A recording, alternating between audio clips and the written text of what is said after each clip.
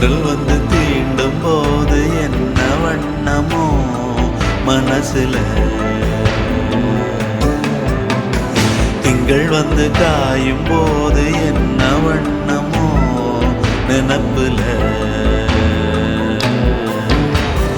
வந்து வந்து போகுதம்மா எண்ணம் எல்லாம் வண்ணமம்மா,